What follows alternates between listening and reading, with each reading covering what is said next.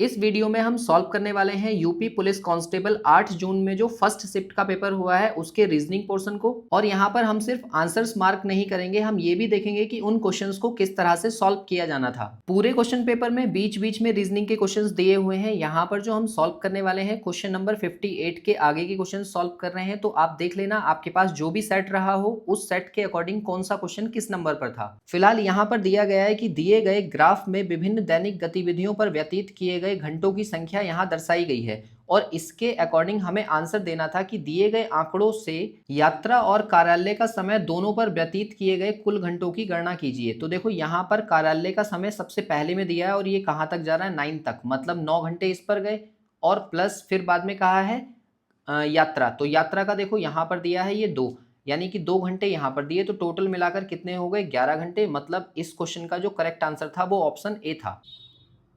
Question number 59 में कहा गया था कि अजीत जो है वो पूर्व की ओर 2 किलोमीटर चलता है। तो देखो यहाँ पर मैंने अजीत को 2 किलोमीटर चला दिया इस तरह से, और फिर वह दक्षिण की ओर मुड़कर 16 किलोमीटर चलता है। मतलब अब वो नीचे की साइड में गया और कितनी डिस्टेंस 16 किलोमीटर।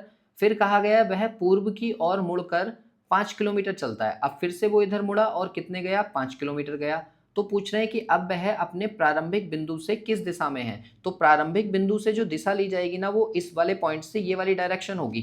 तो अगर हम नीचे की साइड में जा रहे हैं तो साउथ और राइट साइड में जा रहे हैं तो ईस्ट, यानी कि साउथ ईस्ट डायरेक्शन होगी।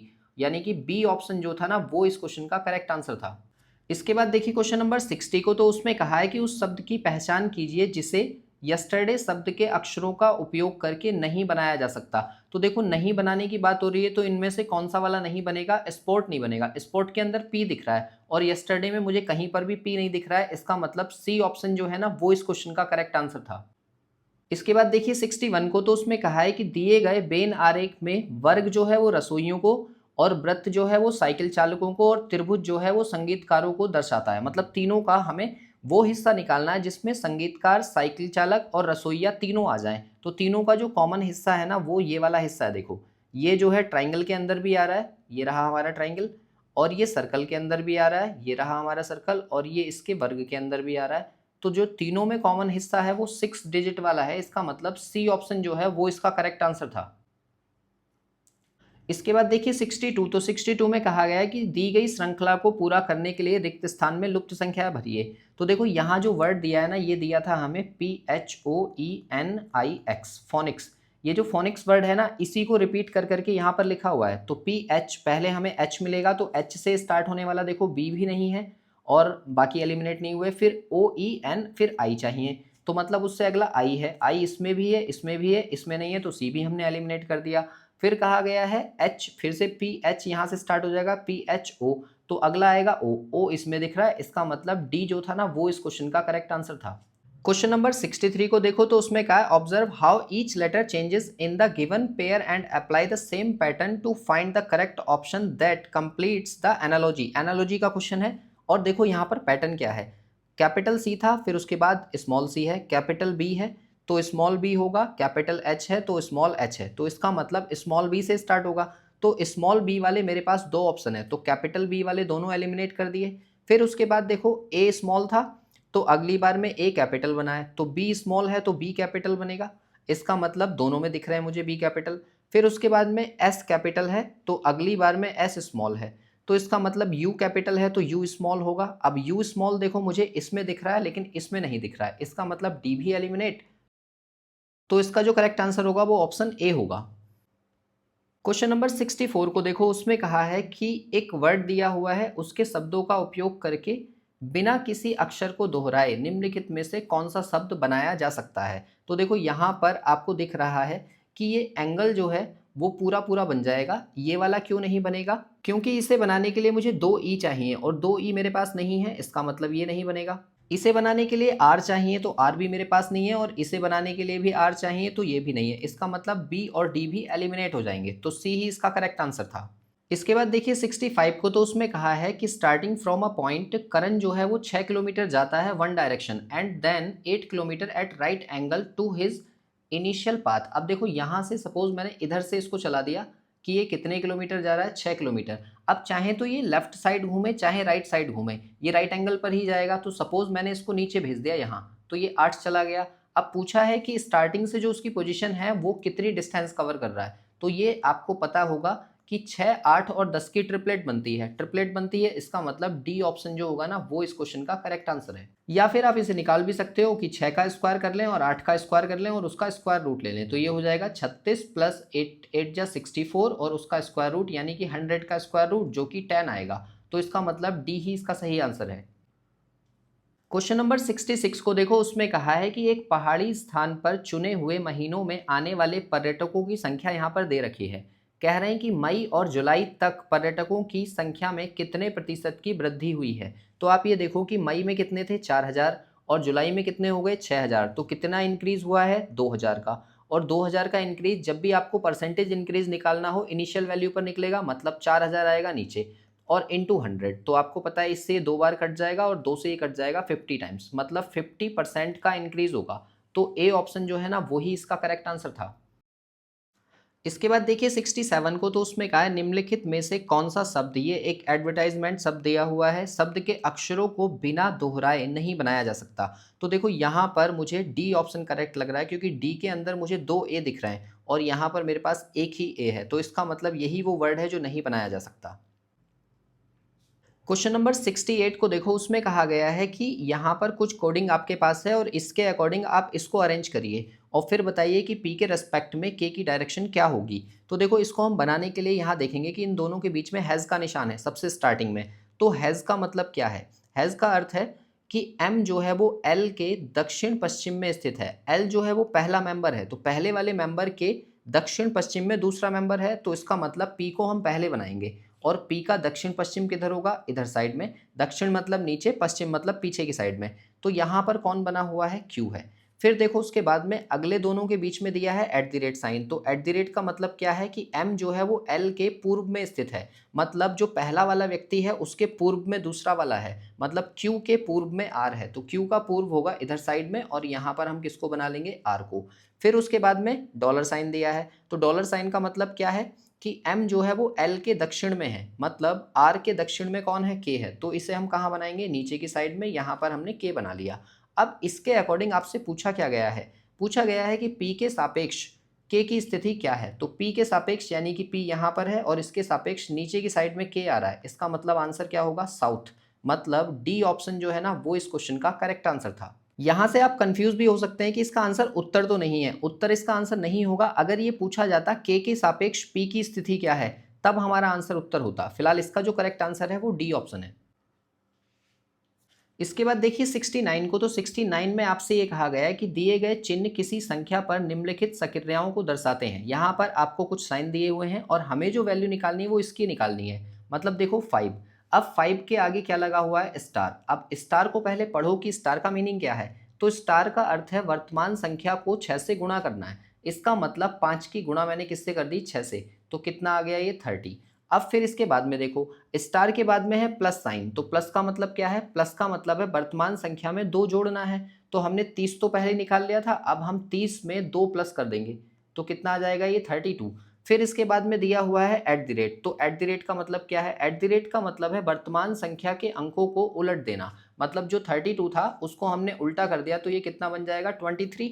अब 23 के बाद में अगला जो साइन है वो है माइनस। तो माइनस का अर्थ क्या है, वर्तमान संख्या में से एक घटाना। तो 23 में से हम एक माइनस कर देंगे तो कितना बचेगा 22। अब फिर इसके बाद में फिर से स्टार है। तो स्टार का मतलब क्या है कि वर्तमान संख्या का 6 से गुणा करना। तो 22 की मल्टीप्लाई आप 6 से कर दो तो ये कितना हो जाएगा 6 दूनी 12 और 6 दूनी 12 और एक 13 यानी कि 132। फिर इसके बाद में लास्ट में आपको दिया है हैज़, और हैज़ का मतलब क्या है कि जो वर्तमान संख्या है उसका 3 से भाग दे देना है। मतलब जो नंबर आपके पास आया उसको 3 से डिवाइड कर दो, तो 3 से डिवाइड करने के बाद में ये 3 चौक 12, 3 चौक 12 यानी कि 44 आ जाएगा। और 44 हमें कौन से ऑप्शन में दिख रहा है, डी में, यानी कि डी ही इसका करेक्ट आंसर था। इसके बाद देखिए क्वेश्चन नंबर 70 को, तो 70 में आपसे कहा गया है कि 2 स्टेटमेंट आपके पास में है और उन दोनों स्टेटमेंट से कंक्लूजन निकालिए। तो इस क्वेश्चन को हम इंग्लिश में देखेंगे। इंग्लिश में कहा गया है कि ऑल पिज्जाज आर टॉपिंग्स और फिर कहा है नो टॉपिंग इज टेस्टी। तो आप ये देखो कि अगर मुझे यहाँ पर कंक्लूजन में पिज्ज़ा दिया है और टेस्टी दिया है, तो पिज्ज़ा पहले वाले में है और टेस्टी दूसरे वाले में है, तो दोनों को कंबाइन करने के लिए कुछ ना कुछ कॉमन चाहिए। तो टॉपिंग से टॉपिंग कट जाएगा, फिर बचेगा क्या, पिज्ज़ा बचेगा और टेस्टी बचेगा। लेकिन यहाँ पर ये दूसरा वाला नेगेटिव है और पहला पॉजिटिव है, तो क्या दोनों के कॉम्बिनेशन से पॉजिटिव स्टेटमेंट बन सकता है? नहीं बनेगा ना। इसका मतलब पहला वाला तो गलत है, और पहला गलत है तो सेकंड वाले को देखो कि नो पिज्ज़ा इज टेस्टी, तो देखो टॉपिंग से टॉपिंग कट गया था और ऑल पिज्ज़ा और टेस्टी, पिज्ज़ा में और टेस्टी में नेगेटिव स्टेटमेंट बनेगा जो कि ऑल के साथ बन सकता है। इसका मतलब दूसरा सही है। तो इसका जो करेक्ट आंसर था वो था ओनली सेकंड कंक्लूजन फॉलोज, मतलब सिर्फ और सिर्फ सी जो है वो इसका आंसर है। इसके बाद देखिए जो अगला क्वेश्चन है 71, उसमें ये कहा गया है, ये डेटा सफिशिएंसी का क्वेश्चन है कि आपको बताना है कि प्रश्न का उत्तर देने के लिए कितने डेटा की जरूरत है। अब देखो यहाँ पर कहा है कि एक त्रिभुज का परिमाप ज्ञात करना है और जानकारी हमारे पास है। तो परिमाप का मतलब ये है कि किसी त्रिभुज की तीनों भुजाओं का योग यानी कि ए बी और सी को सम करने के बाद में क्या आएगा वो हमें बताना है। लेकिन यहाँ पर दिया क्या गया है, पहले में दिया है त्रिभुज का क्षेत्रफल। अगर क्षेत्रफल मेरे पास है तो क्या मैं उससे परिमाप निकाल सकता हूँ? नहीं। क्यों? क्योंकि देखो त्रिभुज का क्षेत्रफल होता है half base into height, b into H हो जाएगा, तो ये 24 के बराबर आएगा। अब देखो यहाँ से मैं b इंटू एच तो निकाल सकता हूँ, 2 से एक उधर मल्टीप्लाई हो जाएगा तो 24 दूनी 48 मतलब 48 आ जाएगा। तो क्या यहाँ से हम पेरीमीटर निकाल सकते हैं? नहीं निकाल सकते। फिर आप ये देखो कि केवल पहले से तो आंसर देना मुश्किल है। फिर सेकंड को देखो कि अगर त्रिभुज की ऊंचाई भी आपको 4 इकाई दे दी जाए तो ऊंचाई की जगह पर मैं क्या रख दूंगा? 4। तो फिर क्या आ जाएगा ये b इंटू एच यानी कि 4 इक्वल्स टू 48, 4 से ये कट जाएगा 12 टाइम्स, यानी कि बेस कितना आ जाएगा उसका? 12। अब यहाँ से ये देखो कि अगर मेरे पास एक ट्राइंगल है और उसका बेस 12 है और उसकी हाइट कितनी है? यहाँ पर 4 दी हुई है, तो क्या मैं इसका पेरीमीटर निकाल पाऊंगा? तो आप ये देखो कि पेरीमीटर तभी निकल सकता है जब तीनों साइड दी हो, और हमें ये तो कहा नहीं है कि ये समबाहु त्रिभुज है। अगर ये समबाहु त्रिभुज नहीं है तो हम कहेंगे कि दोनों कथन मिलाकर भी इसके आंकड़े पर्याप्त नहीं है। बाकी अगर पेरीमीटर और एरिया में कोई भी रिलेशन आपको पता है तो नीचे कमेंट करो कि इसका आंसर करेक्ट क्या होगा। मेरे अकॉर्डिंग यही लग रहा है मुझे। इसके बाद देखिए क्वेश्चन नंबर 72 को, तो उसमें एक वर्ड आपको दिया हुआ है माइनॉरिटी, और उसके बारे में कहा गया है कि बताइए इसके अक्षरों का उपयोग करके कौन सा नहीं बनाया जा सकता। तो देखो यहाँ साफ साफ दिख रहा है यूनिटी, क्योंकि यूनिटी में यू आएगा और यू मुझे इसमें कहीं से कहीं तक नहीं दिख रहा, इसका मतलब सी ही इसका करेक्ट आंसर होगा। इसके बाद देखिए अगला क्वेश्चन है 73, उसमें कहा है अकुल जो है वो पूर्व की ओर 4 किलोमीटर चलता है। तो हमने इसको चला दिया 4 किलोमीटर, सपोज मैं इसको यहाँ पर ड्रॉ कर लेता हूँ कि ये 4 किलोमीटर पूर्व की ओर चला गया ऐसे। फिर कहा गया फिर वह दक्षिण की ओर मुड़कर 14 किलोमीटर चलता है। अब ये नीचे मुड़ जाएगा इधर साइड में और ये कितने जाएगा? 14 किलोमीटर। फिर कहा गया है कि फिर वह पूर्व की ओर मुड़कर 7 किलोमीटर चलता है। फिर से इसको इधर भेजा गया और ये 7 किलोमीटर चला। तो पूछ रहे हैं कि अकुल अब अपने प्रारंभिक बिंदु से किस दिशा में है। तो देखो यही सेम क्वेश्चन है जो अभी हमने ऊपर किया था, नीचे साउथ और इधर साइड में ईस्ट यानी कि साउथ ईस्ट। तो इसका जो करेक्ट आंसर होगा वो दक्षिण पूर्व होगा, मतलब बी ऑप्शन जो है वही इसका करेक्ट आंसर है। क्वेश्चन नंबर 74 को देखो, उसमें कहा गया है कि ये जो शब्द आपको दिया हुआ है इसके सभी अक्षरों को बिना पुनर्व्यवस्थित किए निम्नलिखित में से कौन सा सार्थक शब्द बनाया जा सकता है। तो देखो ये जो सारे के सारे अल्फाबेट दिख रहे हैं ये केमिस्ट्री शब्द को बना देंगे, तो केमिस्ट्री इसका आंसर हो जाएगा। ये वाले शब्द क्यों नहीं बनेंगे? देखो इसमें डबल एम आ रहा है, डबल एम मुझे इसमें कहीं नहीं दिख रहा है तो नहीं बनेगा। ऐसे ही इसमें देखो डबल सी आ रहा है तो ये इसलिए नहीं बनेगा, और इसमें डबल एस आ रहा है तो ये भी नहीं बनेगा। इसका मतलब बी डी और सी हम एलिमिनेट कर देंगे, ए ही हमारा आंसर होगा। इसके बाद देखिए 75 को, तो 75 में आपको एक सीरीज दे रखी है, ई है, एफ है, यहाँ पर एच है, फिर के है, फिर पी है। अगला आपसे पूछा है तो आप ये देखो कि ये 5 पर होता है, ये 6 पर होगा, ये 8 होगा, ये 11 और ये होगा 16। तो आप ये देखो कि यहाँ सीरीज बन कैसे रही है। देखो 5 से 6 बनाया हमने तो +1 किया होगा, 8 से फिर +2 किया होगा, फिर उसके बाद में +3 किया है, अब अगली बार में किया है +5। तो +5 कैसे हुआ होगा? क्योंकि 4 होना चाहिए था बट नहीं। तो अब यहाँ पर क्या पैटर्न लगेगा? देखो 2 और 1 3, 3 आगे लिखा है, और 3 और 2 5, तो 5 आगे लिखा है। तो अब कितना प्लस होगा? 5 और उससे पिछला नंबर 3 यानी कि 8 प्लस होगा। तो आप देखो कि 16 में अगर मैं 8 प्लस करूँ तो 24 आएगा, और 24 पे क्या होता है? x, यानी कि ए ऑप्शन जो है वो इस क्वेश्चन का करेक्ट आंसर था। ऐसे ही सीरीज पर बेस्ड है 76, तो 76 में देखो यहाँ दिया है XYZ, फिर YZ A है, फिर ZAB है, और फिर BCD है और CDE है। तो आप ये देखो कि पहले पहले लेटर में क्या रिलेशन बनना है। तो X से हुआ Y से Z, अब Z में फिर से +1 करूंगा तो A आएगा, मतलब A से स्टार्ट होगा, जो भी हमारा नंबर होगा वो A से स्टार्ट होगा। फिर उसके बाद में ए के बाद देखो बी हो गया, फिर सी हो गया, ऐसे ही बढ़ता जा रहा है, मतलब +1 हो रहा है। ऐसे ही फिर देखो वाई के बाद में क्या हुआ, जेड हुआ, फिर जेड से ए आया, तो ए के बाद में क्या आएगा, बी आएगा, तो ये बी हो गया।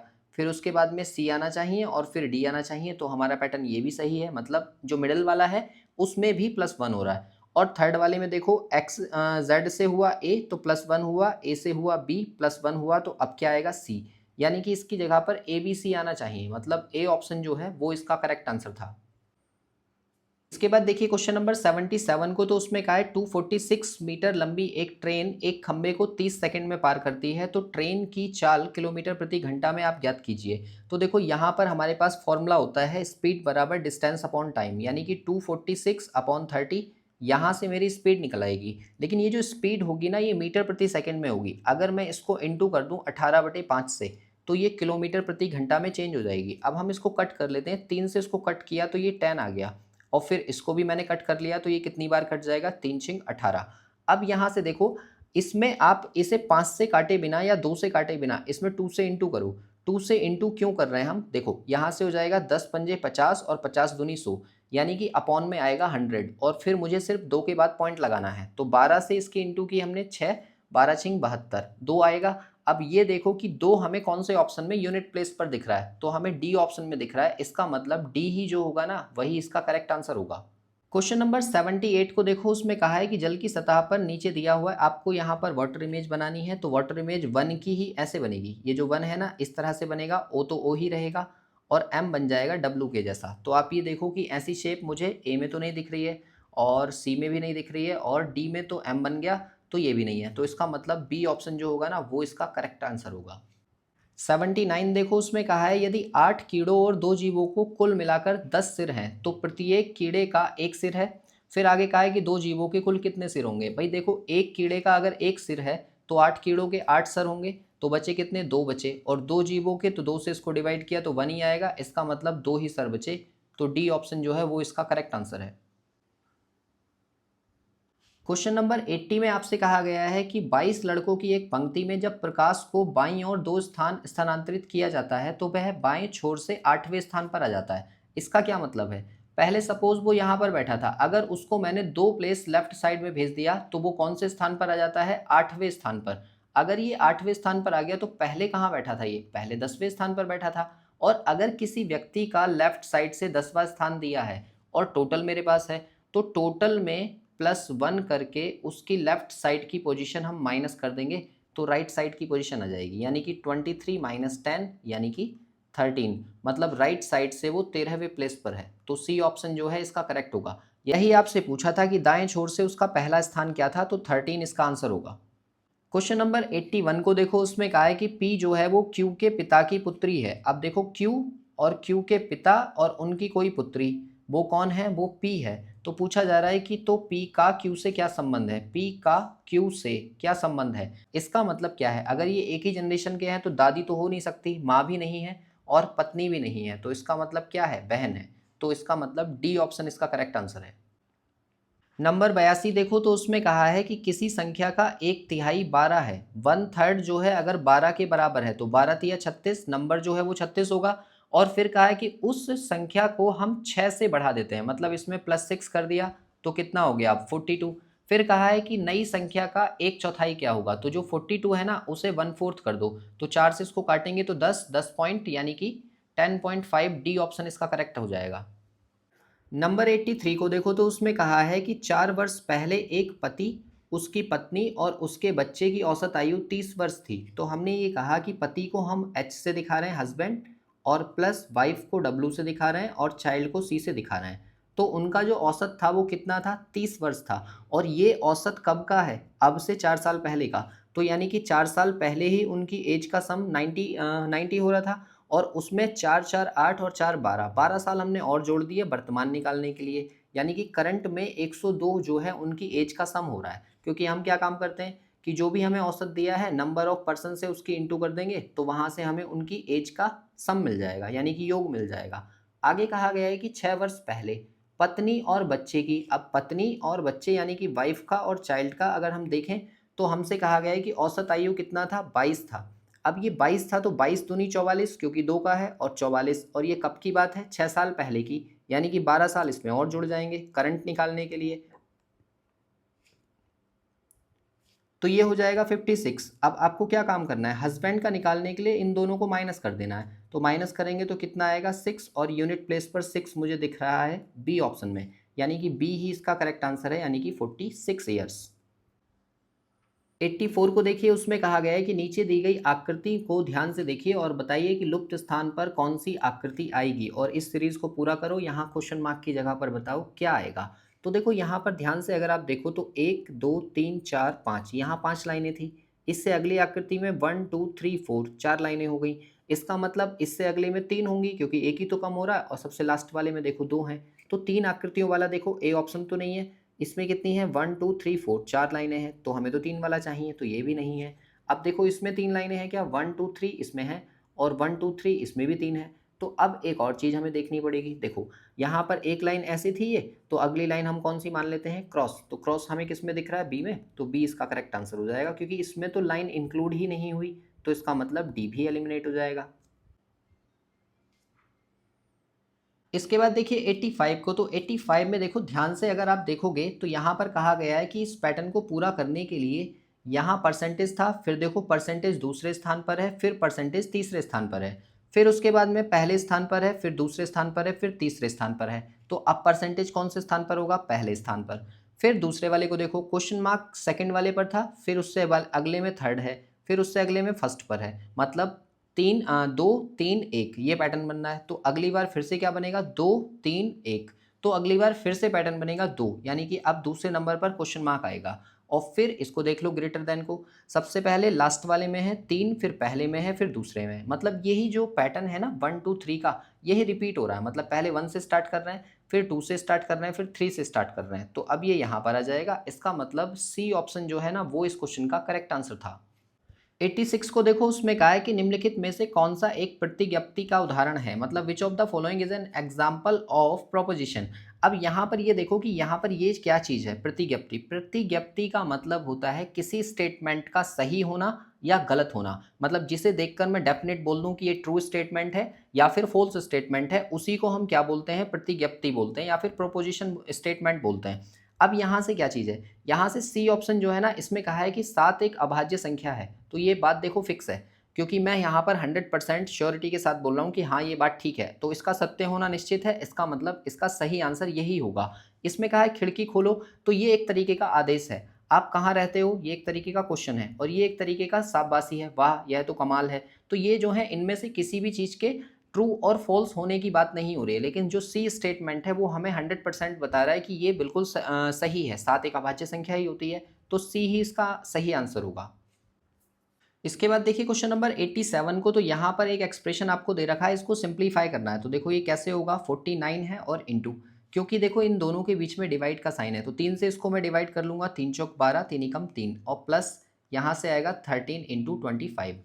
अब इन दोनों की मल्टीप्लाई कर लो। अब देखो यहाँ पर एक चीज़ ध्यान दो, अगर बाई चांस मेरे पास सारे ऑप्शंस ऐसे हों जिसमें मैं यूनिट प्लेस लगा सकूं, तो यूनिट प्लेस से आप इसे करने की कोशिश करोगे ना, तो देखो यहाँ से क्या आएगा, यहाँ से 9 इंटू 1 आएगा तो 9 आएगा, ठीक है, और प्लस यहाँ से 3 इंटू 5 करेंगे तो 5 आएगा, 5 तिया 15, और इन दोनों को प्लस करेंगे तो 4 आएगा। मतलब यूनिट प्लेस जो है वो 4 आना चाहिए। अब 4 वाले ना 2 ऑप्शन है मेरे पास, इसलिए मुझे ये कैलकुलेट करना पड़ेगा। अगर ये नहीं होता, ऐसा होता कि किसी एक ऑप्शन में 4 होता यूनिट प्लेस, तो हम उसी को मार्क कर देते। फिलहाल इसको मल्टीप्लाई करने का एक और तरीका है। देखो मैं यूनिट प्लेस की जगह पर लास्ट के 2 डिजिट भी निकाल सकता हूँ। कैसे निकलेंगे, यहाँ पर देखो, अगर मैं पहले इसकी करूँ इंटू इससे, जैसे हमने पहला यूनिट प्लेस निकाल लिया, इसका इंटू हमने इससे किया तो 9 आएगा यूनिट प्लेस इसका। फिर दूसरा प्लेस निकालने के लिए 1 की इंटू करेंगे 4 से और 9 की इंटू करेंगे 4 से, तो ये कितना आएगा, 9 चौक 36 और 4 40, और ये 40 का 0 हम यहाँ पर लिखेंगे, कैरी जाएगा 4, बाकी छोड़ देते हैं क्योंकि हमने लास्ट के 2 डिजिट निकाल लिए। ऐसे ही इसमें भी करो, तो 5 तिया 15, 15 का 5 आएगा और कैरी जाएगा 1, और फिर 5 की इंटू करो इससे अगले डिजिट की, और इससे इसका इंटू, और दोनों को प्लस, मतलब 5 बन जा 5 और 3 टू जा 6, 5 और 6 11 और 1 12, 12 का 2 आएगा। मतलब इसके जो यूनिट प्लेस आएंगे वो कुछ इस तरीके के दिखेंगे, 2 लास्ट के। तो 5 में अगर मैं 9 को प्लस करूंगा तो 4 आएगा, 1 कैरी जाएगा, और 2 में 1 को प्लस करेंगे तो 3 आएगा। मतलब लास्ट के 2 जो डिजिट हैं वो 34 आएंगे। इसका मतलब सी ऑप्शन जो है वो इसका करेक्ट आंसर है। और अगर ये चीज़ आपको समझ में नहीं आई तो आप इसकी डायरेक्ट पूरा पूरा मल्टीप्लाई करो और इसका पूरा पूरा मल्टीप्लाई करो और उन दोनों को ऐड कर दो, तो ऐड करने के बाद भी आपका आंसर यही आएगा। इसके बाद देखिए क्वेश्चन नंबर 88 को, तो उसमें कहा है कि दी गई आकृति में कितने चतुर्भुज हैं। तो चतुर्भुज गिनना मैंने आपको सिखाया है। यहाँ पर आप क्या काम करो, आयत गिन दो। आयत कैसे गिने जाएंगे, 1 2 इधर नंबरिंग करेंगे और 1 2 3 इधर नंबरिंग करेंगे। इधर प्लस करोगे तो 3 2 5 और 1 6, और इंटू इधर प्लस करोगे तो 2 और 1 3 और 6 तिया 18, यानी कि 18 जो है वो आयत होंगे इसके अंदर, मतलब चतुर्भुज होंगे, सॉरी, क्योंकि यहाँ पर चतुर्भुज कहा गया। तो 18 इसका आंसर जो है वो सही आंसर है। इसके बाद देखिए 89 को, तो उसमें कहा है कि एक पंक्ति में उत्तर दिशा की ओर मुंह करके 4 व्यक्ति बैठे हैं और उनके ये नाम दिए हुए हैं। तो कहा जा रहा है कि यदि डी जो है और के ये बाएं छोर और दाएं छोर पर बैठे हैं क्रमशः, तो क्रमशः का मतलब ये है कि एक व्यक्ति यहाँ और एक व्यक्ति यहाँ बैठा है, ये डी है और ये के है, तो जाहिर सी बात है 2 व्यक्ति बीच में बैठे होंगे। फिर आगे कहा गया है कि एस बाएं छोर से दूसरे स्थान पर बैठा है, तो यानी कि ये जो प्लेस है ये एस को दे दिया, तो एक ही प्लेस बचा, ये एल के लिए हो गया। ये हमारा पैटर्न कंप्लीट हो गया।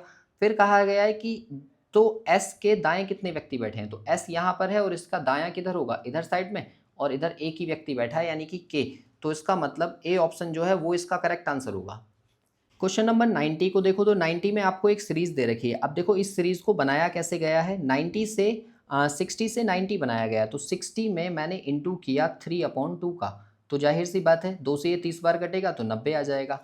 फिर 90 में मैंने इंटू किया 2 से, तो 2 से इंटू होने के बाद 180 आ गया।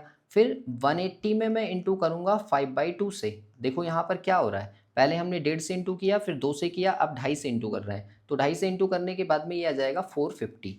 अब 2.5 के बाद में किससे इंटू करेंगे, 3 से, तो 3 से इंटू होने के बाद में ये 1350 आएगा, और 1350 का इंटू हम करेंगे, अब किससे इंटू होगा, 3.5, यानी कि 3.5 का मतलब कितना हो गया, 7/2, और 7/2 से जब इसका इंटू करेंगे तो देखो 2 से कट जाएगा ये कितनी बार, 2 छिंग 12 और 2 सत्ते 14 और 2 पंजे 10 और गुना 7। अब 7 की इंटू 5 से करेंगे तो यूनिट प्लेस 5 आना चाहिए, और यूनिट प्लेस 5 मुझे एक ही ऑप्शन में दिख रहा है, तो सी ही इसका करेक्ट आंसर होगा। इसके बाद देखिए क्वेश्चन नंबर 91, तो उसमें कहा गया है कि दर्शकों की एक पंक्ति में जॉन जो है वो बाएं से 87वें स्थान पर है और दाएं से 233वें स्थान पर है। तो पूछ रहे हैं पंक्ति में कुल कितने व्यक्ति होंगे। तो देखो जब कभी एक ही व्यक्ति की लेफ्ट साइड से और राइट साइड से स्थिति दे रखी हो तो आप टोटल निकालने के लिए क्या काम करो, दोनों को करो प्लस, और प्लस करने के बाद में उसमें से कर दो -1। अब देखो यहाँ पर पूरा सॉल्व मत करो, यहाँ पर कितना हो रहा है, 7 और 3 10, और 10 में से एक माइनस करेंगे तो कितना बचेगा, 9। इसका मतलब 319 जो होगा वही इसका करेक्ट आंसर होगा। इसके बाद जो 92 क्वेश्चन है वो मैथ का क्वेश्चन है, तो इसे हम मैथ पोर्शन में सॉल्व करेंगे। फिलहाल देखिए 93, तो 93 में कहा है कि एक पंक्ति में 106 व्यक्ति उत्तर की ओर मुंह करके बैठे हैं, ठीक है। फिर कहा है कि ए का स्थान दाएं छोर से 16वां है, मतलब ऐसे मान के चलो कि एक पंक्ति है और उसमें यहाँ पर 16वें प्लेस पर ए बैठा है, और फिर कहा है कि पंक्ति में ए के बाईं ओर कितने व्यक्ति हैं। तो अगर मैं बाईं ओर की बात करूं, यहाँ वाले ये कितने पर्सन होंगे, तो वो कितने होंगे, आप कुछ मत करो, 106 में से 16 माइनस कर दो, तो ये माइनस होने के बाद में कितना बचेगा, 90। इसका मतलब डी ऑप्शन जो है वही इसका करेक्ट आंसर है। क्वेश्चन नंबर 94 को देखो, तो उसमें ये कहा गया है कि यदि जो छवि हमें दी हुई है उसे 45 डिग्री वामाव्रत यानी कि एंटी क्लॉकवाइज घुमाया जाए तो आपको बताना है कि कौन सा विकल्प सही होगा। तो देखो ये जो पिक्चर है ये कुछ इस तरह से है, अगर मैं इसको 90 डिग्री एंटी क्लॉकवाइज घुमा दूं तो ये इस तरह से हो जाएगी, क्योंकि 45 डिग्री। और ऐसी कौन सी पिक्चर दिख रही है, डी, यानी कि डी ऑप्शन जो है वही इसका करेक्ट आंसर है। इसके बाद देखिए कुछ क्वेश्चंस यहाँ पर हिंदी के दिए हैं और बाकी के बीच बीच पोर्शन में आपको दिए हुए हैं। क्वेश्चन नंबर 141 जो था वो भी रीजनिंग के पोर्शन से था। तो देखो यहाँ पर नॉलेज को हमने कोड किया है इससे और अफेक्ट को कोड किया है इससे। तो पूछ रहे हैं कि टेस्ट का कोड क्या होगा। तो देखो यहाँ पर हम नॉलेज लिख लेते हैं, KNOWLEDGE, नॉलेज। अब देखो नॉलेज का जो कोड इन्होंने बनाया है वो MP4YN और 2F और 1 2 इस तरह से बनाया है। अगर हम लेटर के प्लेस लिखें तो ये 11 होगा, ये 14 होगा, ये 15 है, ये 23 होगा, ये 12 है और ये 5 है। D 4 होता है, G 7 होगा और E जो है वो 5 होगा। लेटर के प्लेस याद होंगे तो थोड़ा सा आसान हमें पड़ता है सवाल करने में, ठीक है। तो यहाँ पर 25 और ये 14, ये 6 और बाकी के तो नंबर्स ही लिखे हैं। तो देखो हुआ क्या है यहाँ पर, हमने यहाँ देखा कि ये 11 से 13 हो रहा है तो मतलब +2 हुआ होगा, और 14 से 16 हो रहा है तो +2 हुआ है। अब देखो यहाँ पर तो नंबर है, मतलब ओ को इन्होंने 4 लिखा है। फिर W 23 होता है, 25 हुआ है, मतलब यहाँ पर भी +2 हुआ है। और ऐसे ही देखो ई, यहाँ पर दिया हुआ है L 12, तो 12 में 2 प्लस करके 14 लिखा है तो यहाँ भी +2 हुआ है। इसका मतलब ये है कि जो नंबर्स जो अल्फ़ाबेट हैं उनमें +2 हुआ है। तो ये नंबर्स कैसे बने हैं? ओ को इन्होंने 4 लिखा है, ई को लिखा है 2, और यहाँ पर लिखा है ई के लिए फिर से 2। तो इन्होंने क्या किया है, यहाँ पर ए ई आई ओ यू, ये जो बॉबल्स हैं इनको नंबरिंग दी हुई है 1 2 3 4 5, और उसके आधार पर यहाँ पर नंबरिंग लिखी हुई है। क्या मतलब है इसका? देखो यहाँ पर ओ लिखा था तो ओ को इन्होंने 4 लिखा है, मतलब ये 4th प्लेस पर आता है। ऐसे ही ई को सेकंड लिखा है, मतलब ई दूसरे नंबर पर आता है। और यहाँ पर ई लिखा है तो ई को दूसरे नंबर पर लिखा है, तो ये हमने यहाँ पर बना लिया। तो इस तरह से जो कोडिंग बनेगी वो किस तरह से बनेगी, यहाँ दिया है TEST टेस्ट, तो देखो टी होता है 20, और 20 में 2 प्लस करेंगे तो वी बन जाएगा। ऐसे ही ई जो है, ई दूसरे नंबर पर है तो 2 बन गया। एस में 2 प्लस करेंगे तो ये 19 होता है, 2 प्लस करेंगे तो यू आ जाएगा, और 20 में 2 प्लस करेंगे तो वी आ जाएगा। इसका मतलब सी ऑप्शन जो था ना वो इस क्वेश्चन का करेक्ट आंसर था। इसके बाद देखिए क्वेश्चन नंबर 142, तो ये भी रीजनिंग का ही क्वेश्चन है। यहाँ पर कहा है कि शुक्रवार से शुरू होने वाले 31 दिनों के महीने में दूसरा शनिवार और सभी रविवार अवकाश है, तो बताइए कितने कार्य दिवस उसके अंदर होंगे, मतलब महीने में कितने दिन काम हुआ है ये आपको बताना है। तो आप एक बात बताओ कि सैटरडे की एक छुट्टी हो गई, और प्लस अगर हमारा महीना 31 दिन का है, और 31 दिन के महीने में हमें ये पता है कि स्टार्टिंग के जो 3 दिन हैं वो 5 बार आते हैं, तो शुक्रवार पहले तारीख को हुआ, 1 तारीख को फ्राइडे, 2 तारीख को सैटरडे और 3 तारीख को संडे, मतलब 3 तारीख को संडे रहा होगा, तो पूरे महीने में 5 संडे आए होंगे। तो दोनों को अगर मैं प्लस करूं तो 6 दिन की तो छुट्टी हो गई, और 31 में से मैंने 6 दिन माइनस कर दिए तो कितने बचे, 25 दिन। इसका मतलब 25 दिन काम हुआ होगा। तो इसका जो ऑप्शन ए है वो ऑप्शन करेक्ट आंसर है। क्वेश्चन नंबर 143 जो है ये मैथ्स का है, तो मैथ्स में हम इसको डिस्कस करेंगे। इसके बाद देखिए 144 को, ये भी रीजनिंग का क्वेश्चन है। यहाँ पर कहा है कि 300 सदस्य का एक क्लब है जिसमें से 160 जो है वो तैराकी पसंद करते हैं, तो हम इसे इस तरह से सॉल्व करेंगे। हमने एक को बनाया तैराकी के लिए, ठीक है, और दूसरे को बनाया हमने किसके लिए, साइकिलिंग के लिए, तो सी से दिखा रहे हैं। अब यहाँ पर क्या कहा गया है कि 60 व्यक्ति जो हैं वो दोनों को पसंद करते हैं, तो 60 हमने लिख लिया बीच में। अब फिर यहाँ से देखो कि इसमें कहा है कि तैराकी को पसंद करते हैं 160, अब 60 तो मैंने यहाँ लिख दिए, तो इधर कितने बचे, 100 बचे। फिर 140 सदस्य जो हैं वो साइकिलिंग पसंद करते हैं, तो 60 तो यहाँ पर ऑलरेडी लिखा हुआ है, तो 80 इधर बचे होंगे। अब टोटल मिलाकर यहाँ से पूछा क्या गया है कि कुल सदस्यों का कितना भाग ठीक एक गतिविधि पसंद करता है, तो ठीक एक गतिविधि ये 80 है और ये 100 है, मतलब 180% जो है वो कोई सी एक गतिविधि पसंद करते हैं, और टोटल कितने हैं, टोटल है 300। तो इससे हम रेशियो निकाल देंगे, तो ये कट जाएगा 6 तिया 18 और 6 पंजे 30, यानी कि 3/5 जो होगा वो इस क्वेश्चन का करेक्ट आंसर होगा, मतलब डी ऑप्शन जो है वो करेक्ट है। क्वेश्चन नंबर 145 को देखो, तो इसमें कहा है कि कोई वस्तु शुरू में पूर्व दिशा की ओर है, वह मोड़ों के नीचे दिए गए क्रम से गुजरती है। अब देखो स्टार्टिंग में जो है वो ईस्ट की तरफ है, तो पूर्व हमने मान लिया। अब यहाँ पर कहा है 145 डिग्री, यानी कि 145 डिग्री वामाव्रत मतलब एंटी क्लॉकवाइज, ये लिख लिया। और 190 डिग्री क्लॉकवाइज, तो ये 190 डिग्री क्लॉकवाइज हो गया। और फिर से 135 डिग्री एंटी क्लॉकवाइज है। तो आप ये देखो कि इसका रोटेशन हो कितना रहा है। तो हमने देखा कि इन दोनों को अगर हम प्लस कर दें तो 5 और 5 10, 0 हो गया, और 4 3 7 और 1 8, यानी कि 280 हो रहा है। और 280 अगर एंटी क्लॉकवाइज हैं तो उसमें से हम 190 क्लॉकवाइज वाले माइनस कर देंगे, तो टोटल कितना बचा, 90 जो है वो एंटी क्लॉकवाइज के बच जाएंगे। और अगर 90 हमारे एंटी क्लॉकवाइज के बच रहे हैं तो ईस्ट डायरेक्शन हमारी होती है ये वाली, और यहाँ से अगर हम 90 डिग्री एंटी क्लॉकवाइज घूम जाएं तो कौन सी डायरेक्शन में पहुंच जाएंगे, नॉर्थ में। मतलब इसका जो करेक्ट आंसर है वो ऑप्शन ए है, यानी कि नॉर्थ।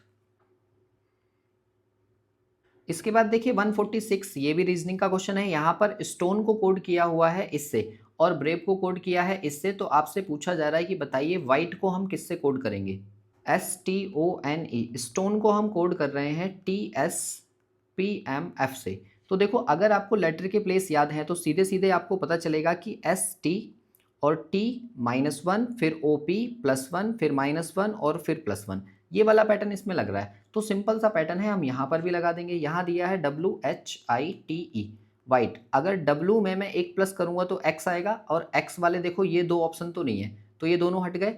फिर H में से हम -1 करेंगे तो 7 आएगा, यानी कि G। और G मुझे किस में दिख रहा है? ऑप्शन सी में, यानी कि सी ही इसका करेक्ट आंसर है।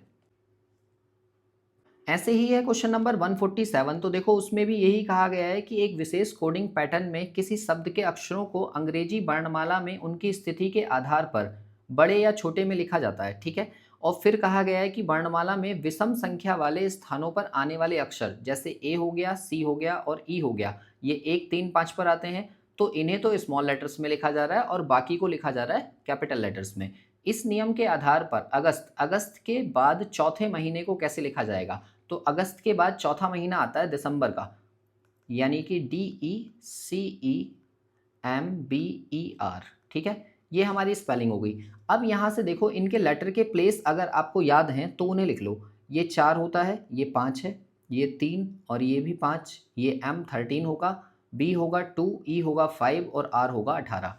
अब यहाँ से जितनी भी विषम संख्याएं हैं उन्हें तो आप लिखो स्मॉल लेटर्स में, जैसे D तो सम है तो D कैपिटल बनेगा, ई जो है वो विषम है तो ये स्मॉल बनेगा, सी भी विषम है तो यहाँ पर ये भी स्मॉल बनेगा, ई फिर से स्मॉल बनेगा, एम भी स्मॉल ही बनेगा क्योंकि ये भी क्या है, छोटे लेटर्स में है, बी कैपिटल बनेगा, और ई जो है वो स्मॉल बनेगा ये, और आर जो है वो भी कैपिटल बनेगा। तो इसके जैसा हमें कौन सा ऑप्शन दिख रहा है? ऑप्शन ए, यानी कि ऑप्शन ए जो है वो इसका करेक्ट आंसर होगा।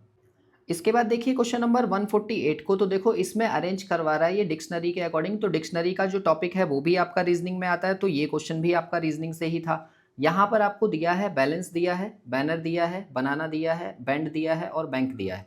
तो आप ये देखो कि सब में बी ए तो है ही है, बी ए यहाँ पर भी है, बी ए यहाँ पर भी है, बी ए यहाँ भी है, बी ए यहाँ पर भी है और बी ए यहाँ पर भी है। तो आप ये देखो कि उसके बाद क्या है। तो पहले बैलेंस में दे रखा है 12, फिर एन होता है 14, फिर उसके बाद n है तो फिर 14 है, फिर a है ना, सॉरी n है तो वो भी 14 है, और सबसे लास्ट वाले में n है तो n का मतलब भी क्या होता है? 14 ही होता है। तो आप ये देखो कि ये जो सबसे पहला वाला है बैलेंस तो सबसे पहले आएगा, तो बैलेंस देखो ऑलरेडी सब में पहले ही लिखा हुआ है। तो अब हम बात करेंगे अगले चारों की, तो उससे अगले लेटर को देखो, L के बाद में लिखा हुआ है A। अब देखो बैलेंस को तो हमने छोड़ दिया, वो तो सबसे फर्स्ट प्लेस पर आ गया। फिर बैनर में अगला जो दे रखा है वो 14 ही दे रखा है। इसके बाद में देखो यहाँ पर क्या दिया है, n के बाद a तो ये 1 दिया हुआ है। फिर इसके बाद में n के बाद में क्या दे रखा है, d तो ये 4 होगा, और फिर इसमें n के बाद में दे रखा है k तो k होगा 11। अब इसके बेस पर देखो कि कौन सा वाला पहले आएगा। तो यहाँ पर देखो ये वाला जो है ये फर्स्ट में सेकंड नंबर पर आएगा, यानी कि बनाना। तो बनाना देखो इसमें भी है, इसमें भी है, इसमें भी है, तो सी ऑप्शन हमने एलिमिनेट कर दिया। फिर इसके बाद में देखो 1 के बाद में आएगा 4 मतलब ये वाले नंबर का, यानी कि बैंड। फिर बैंड आएगा, तो बैंड किस में दिख रहा है मुझे? देखो बी वाले में दिख रहा है, इसमें बैंक दिख रहा है, इसमें भी बैंक है, इसमें भी बैंक है। तो इसका मतलब ये बाकी के तीनों तो एलिमिनेट हो गए, और बी वाला जो है वही इसका करेक्ट आंसर हो जाएगा, मतलब बी। इसके बाद देखिए 149, ये भी रीजनिंग का क्वेश्चन है। यहाँ पर कहा है कि रिपोर्ट जो है सुबह 9:30 बजे जमा की गई, और फिर रिपोर्ट जमा करने के 2 घंटे बाद बैठक शुरू हुई। तो बैठक शुरू कब हुई? 9 के बाद में मैंने 2 घंटे इसमें और ऐड कर दिए, तो 11 बजे सुबह स्टार्ट हुई होगी। आगे कहा है बैठक समाप्त होने से 1 घंटे बाद, 1 घंटे के बाद में एक विराम लिया गया और बैठक सुबह 11:30 बजे समाप्त हो गई। तो पूछ रहे हैं बैठक किस समय शुरू की गई थी। तो बैठक शुरू करने का टाइम तो 11 बजे हम ऑलरेडी निकाल चुके हैं, यानी कि सी ऑप्शन जो है वही इसका करेक्ट आंसर था। बाकी का डेटा जो दे रखा है वो सिर्फ आपको कंफ्यूज करने के लिए दे रखा है। और इसके बाद देखिए क्वेश्चन नंबर 150, ये भी रीजनिंग का था। इसमें कहा गया है कि आकृतियां, वृत्त और त्रिभुज को सही ढंग से पहचानने के लिए आपको कौन सा वेन डायग्राम बनाना होगा। तो देखो ऑप्शन ए जो है ना वही इसका करेक्ट आंसर होगा। जो सबसे बड़ा सर्कल है वो आकृति के लिए है, और वृत्त और त्रिभुज ये दोनों की दोनों ही आकृतियां होती हैं। और यहाँ पर आकर आपका रीजनिंग का पोर्शन मैंने लगभग कंप्लीट करा दिया है। कोई सा भी क्वेश्चन अगर रह गया है तो आप मुझे कमेंट करके बताओ कि कोई सा क्वेश्चन रह गया है रीजनिंग का। बाकी एक और क्वेश्चन ये रह गया 135, इसमें भी क्या दिया हुआ है कि डिक्शनरी के अकॉर्डिंग आप अरेंज करो, जैसे अभी जस्ट हमने क्वेश्चन किया है। तो देखो यहाँ पर इसे अरेंज करने के लिए पहले ये देखो कितने लेटर्स सेम है। तो यहाँ पर CAS, यहाँ पर भी CAS तक लगभग सेम है सब में। तो अगर ये सेम है तो इससे हमें कोई मतलब नहीं है। इससे जस्ट अगला देखो, यहाँ पर C है इसका मतलब 3, यहाँ पर T है इसका मतलब 20, यहाँ पर U है इसका मतलब 21, यहाँ पर H है तो 8 होगा, यहाँ पर H है तो ये भी 8वें प्लेस पर होता है, और यहाँ पर T दे रखा है तो ये 20 होगा। अब इसके बेस से मुझे सिर्फ ये पता चल रहा है कि जो पहला वाला है वो सबसे स्टार्टिंग में आएगा। तो देखो सभी ऑप्शंस में वो सबसे स्टार्टिंग में ही लिखा है, तो इसलिए इससे हमें कोई फ़ायदा नहीं हुआ, इसको हमने हटा दिया यहाँ से। फिर उसके बाद देखो ये जो दोनों हैं, ये दोनों 8-8 नंबर वाले जो हैं ये पहले आएंगे, इन 20 वालों से तो पहले ही आएंगे ना। तो आप ये देखो इन दोनों में से पहले कौन सा आएगा। तो ये जो 8 नंबर वाला है, एक तो ये है और एक ये वाला है, ठीक है। तो इन दोनों को देखो, इससे जस्ट अगले क्या होंगे, तो 8 के बाद में 5 है यहाँ और इसमें 8 के बाद में 13 है। तो आप ये देखो कि ये पहले आएगा दूसरे नंबर पर और ये तीसरे नंबर पर आएगा। तो आप ये देखो कि कौन से ऑप्शन में जो ये कैसू है ये पहले दे रखा है। तो आप कहोगे कि ये 3 ऑप्शंस में दिख रहा है, ए में भी दिख रहा है, सी में भी दिख रहा है और डी में भी दिख रहा है। इसका मतलब इसकी हेल्प से मैं सिर्फ बी ऑप्शन को एलिमिनेट कर पाया। फिर इसके बाद में जो अगला है वो यही रहेगा कैशमेयर, ये डी में भी है और सी में भी है और ए में भी है, तो इसकी हेल्प हमें कुछ भी नहीं मिली। फिर इसके बाद में देखो अगले जो 2 नंबर्स हैं वो है 20-20 वाले। तो 20 वाला एक तो है हमारा कैस्टल, ठीक है, और दूसरा है जो लास्ट में लिखा है कैस्टअवे, ठीक है। अब इन दोनों में देखो कि पहले कौन सा आएगा। तो यहाँ पर देखो टी तक तो ये सेम हो गए, इसमें एल है यानी कि 12, इसमें ए है यानी कि 1। तो इसका मतलब कास्टअवे जो है वो पहले आएगा और ये बाद में आएगा। तो कास्टअवे पहले किस किस में दिया हुआ है, आप ये देखो कि इसमें तो कैस्टल दिया है पहले, इसमें भी और इसमें पहले दे रखा है। तो इसका मतलब जो डी ऑप्शन है वो हमारा पहले आएगा, ठीक है। तो इसका मतलब जो डिक्शनरी है वो उसका जो सही अरेंजमेंट है वो ऑप्शन डी के अकॉर्डिंग होगा। आई होप ये क्वेश्चन भी आपको समझ में आ गया होगा। अच्छा एक क्वेश्चन ये वाला देखो, ये भी वैसे मैथ का है बट यहाँ पर कर लेते हैं इसको सॉल्व। मई से जून तक की बिक्री में आपको बताना है कितने प्रतिशत की कमी हुई अगर एक स्टोर द्वारा 6 महीने में बेचे गए मोबाइल्स यहाँ पर दे रखे हैं। तो आप ये देखो कि मई में कितने बिके थे, तो आप कहोगे 450, और जून में कितने बिके हैं, तो आप कहोगे 390। तो यहाँ से यहाँ तक ये कितना डिक्रीज़ हो रहा है, 60 का डिक्रीज़ हो रहा है। और किस पर हो रहा है ये, 450 पर।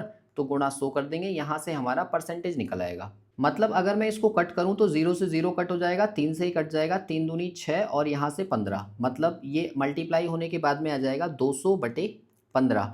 अब 15 से इसको हम डिवाइड करें तो 15 बन जा 15 और फिर कितना बचा 50, यानी कि 15 3 जा 45, तो 0.33। यानी कि हमारे पास जो आंसर है वो डी ऑप्शन जो है वो इस क्वेश्चन का करेक्ट होगा। आई थिंक मैंने सभी क्वेश्चंस जो हैं रीजनिंग के यहाँ पर सॉल्व कर दिए हैं। अगर आपका किसी क्वेश्चन में कोई डाउट है या फिर कोई क्वेश्चन मेरे से छूट गया है तो आप कमेंट कर दें कि ये वाला क्वेश्चन भी रीजनिंग का था और मैंने नहीं कराया है, और मुझे कमेंट करके बताएं कि रीजनिंग के पोर्शन में से आपके कितने क्वेश्चंस बिल्कुल सही हुए।